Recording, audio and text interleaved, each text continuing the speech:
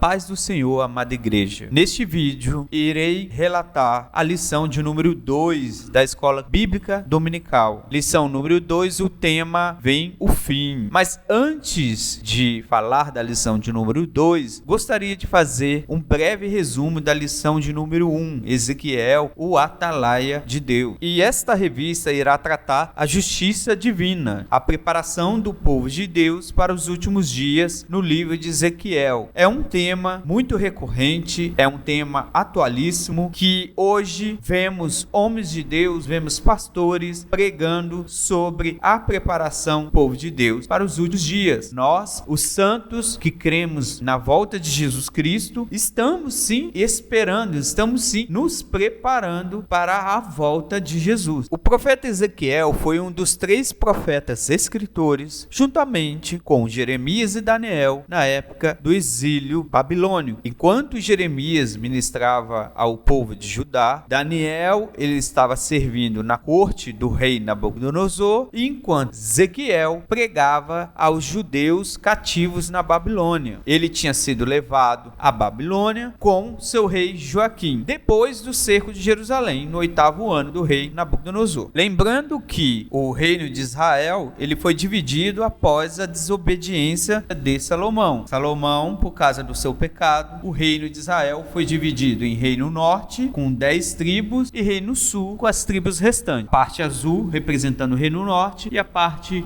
amarela, representando o reino sul. O nome Ezequiel significa fortalecido por Deus. Ele era da família de Buzi, que era um sacerdote. Ezequiel era casado e provavelmente ele viveu na aldeia de Tel Abib, perto de na região da Babilônia, onde ele tinha sua casa, e os anciões de Israel vinham consultá-lo, devido o Ezequiel ser o profeta dos cativos, e assim Deus usando estrategicamente homens de Deus em várias partes do país para levar a sua palavra, a sua mensagem às nações. Podemos observar na imagem que o esboço do livro do profeta Ezequiel, ele tem 4 grandes pontos chaves. O primeiro ponto é profecias contra Judá e Jerusalém. O segundo ponto, a mensagem, as profecias contra as nações vizinhas. E terceiro ponto, profecias a respeito de Israel, a nação como um todo. E quarto ponto, visões do futuro, o novo tempo e a nova lei. Ezequiel foi um profeta e sacerdote que durante o cativeiro na Babilônia viveu entre os exilados judeus, como falado anteriormente. A sua forma de visão e profecias estão relacionadas ao templo e à presença de Deus em Israel. Ezequiel, como profeta, ele previu a destruição de Jerusalém e do primeiro templo, como também a consequente dispersão do judeu e, por fim, a volta do povo e o seu restabelecimento na terra. As profecias de Ezequiel são expressas 4 visões, 5 parábolas, 7 julgamentos de nações e 12 atos simbólicos. Seu principal enfoque é o povo santo, a cidade santa e a terra santa. Apesar de ter um enfoque muito forte na ruína sobre Judá, ele também prevê a futura redenção de Israel. Tal simbolismo representa uma Jerusalém restaurada, Israel restaurado e um futuro reino messiânico. Chamados para sermos atalaias das nações. Na presente lição, foca na palavra atalaia, que é uma palavra feminina, origem do árabe, chamada atalat, lugar alto. A função da atalaia é descrita em 2 Samuel e também em 2 Reis, e é melhor ilustrada pela parábola de um militar e um posto como sentinela. Essas atividades são empregadas no Antigo Testamento aos profetas de uma maneira metafórica, por causa da responsabilidade do sentinela avisar sobre o perigo. E isso é também pertinente a nós, como servos de Deus. Para nós, existem 3 pontos que um atalaia, nos tempos de hoje, deve fazer. Primeiro, anunciar o evangelho. Segundo, anunciar ao ímpio sobre os seus pecados. E terceiro, anunciar os juízos e as promessas de Deus aos santos.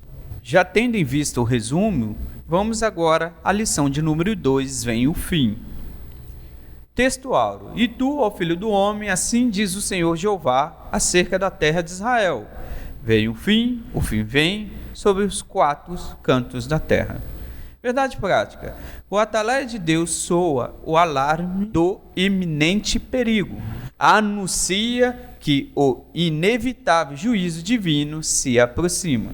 Nossa leitura bíblica é em Ezequiel, capítulo 7, a qual nossa lição foca inteiramente no capítulo 7 de Ezequiel. Na introdução, o juízo divino descrito no discurso profético, capítulo 7, é endereçado a toda a terra de Israel, tanto no norte, tanto no sul, e assim como as nações vizinhas. E, infelizmente, Israel, eles não acreditavam que Deus permitiria que os ímpios conquistassem a cidade e destruíssem o templo.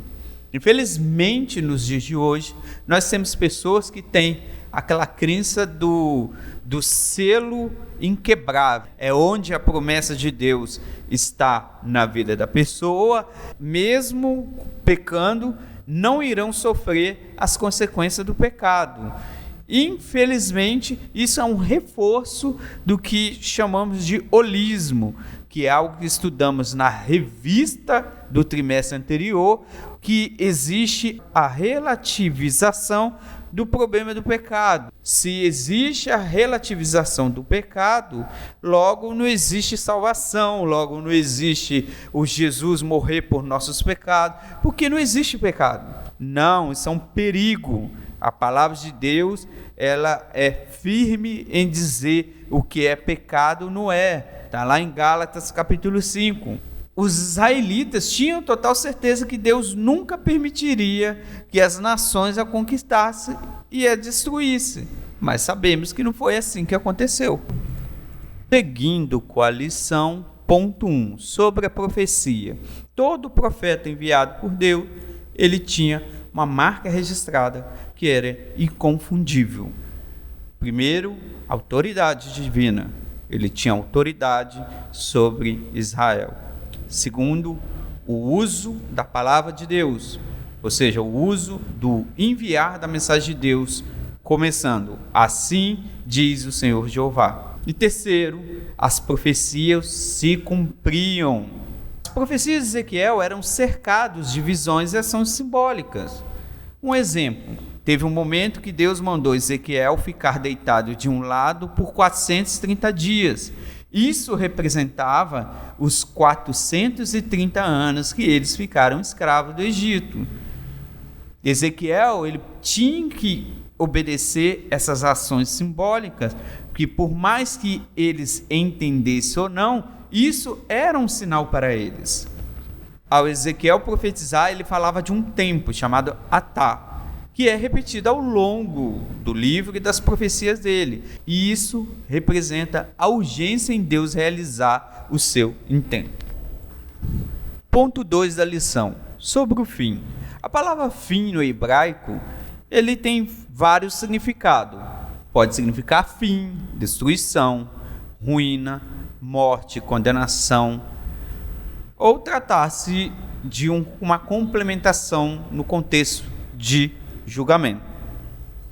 No capítulo 7, a gente observa 6 aspectos da profecia de juízo contra Israel.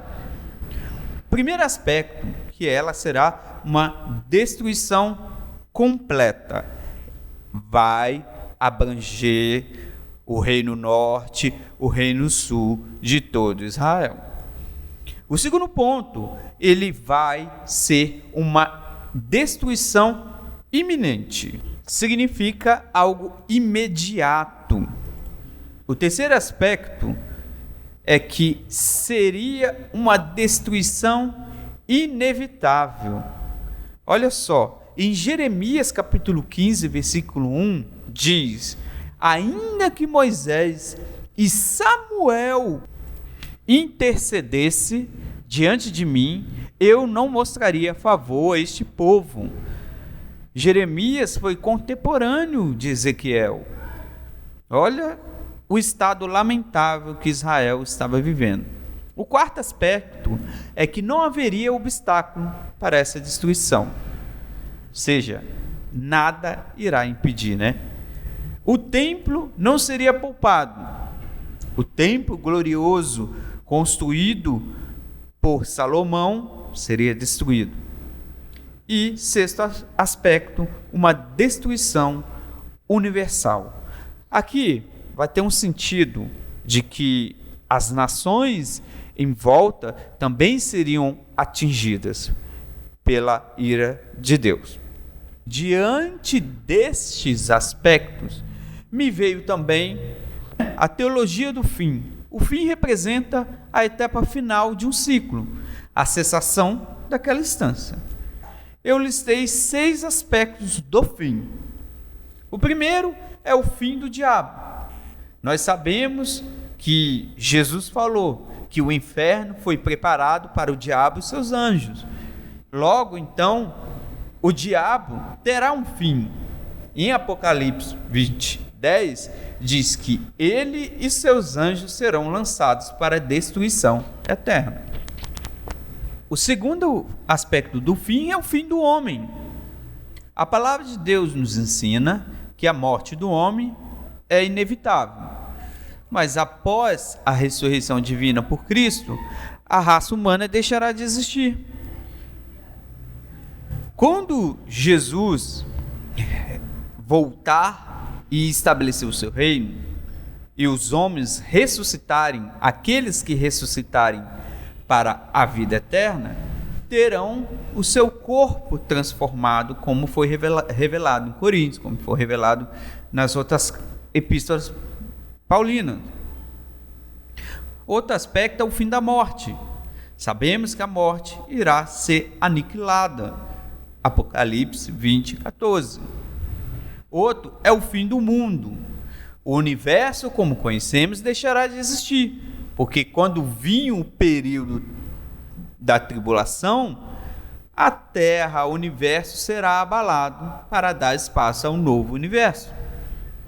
Outro aspecto, que já temos essa promessa em nossas vidas, é o fim do pecado. O sangue derramado na cruz do sacrifício vicário de Jesus Cristo apaga todo o pecado, transformando o homem em uma nova criatura. E o último ponto, o fim da tristeza e dor. Na eternidade, Jesus aniquilará toda sorte de doenças, tristeza e dor. O ponto 3 da lição vai falar sobre o inimigo em questão. A civilização babilônica era como a Suméria que a precedeu, de caráter urbano, embora baseado na agricultura do que da indústria. O país era constituído por 12 cidades, cercado de povoados e aldeia. No alto da estrutura política estava o rei, o monarca absoluto, que exercia o poder legislativo, judicial e executivo. Abaixo dele havia um grupo de governadores e administradores selecionados. Os prefeitos e conselhos de anciões da cidade eram encarregados da administração local. Os babilônios modificaram e transformaram a sua herança suméria para adequar a sua própria cultura da maneira de ser e influenciar os países vizinhos. Escavações arqueológicas realizadas permitiram que fossem encontradas importantes obras da literatura do tempo de Babilônia. Um deles, que é uma magnífica coleção de leis, denominada Código de Hammurabi. Hammurabi foi um grande rei que construiu Babilônia, e com isso, com as suas leis escritas em caracteres cuneiformes em blocos de barro, demonstrando assim a inteligência desse rei. Após a queda de Hammurabi, o Nabucodonosor ele toma posse de Babilônia, e assim ele também começa a expandir seu reino. A maior fama que tem no período de Nabucodonosor é o famoso Jardim Suspensos, que ele construiu para satisfazer sua esposa. A vegetação desse jardim crescia em terraços construídos acima dos outros, sendo que podia ser visto de qualquer ponto da cidade.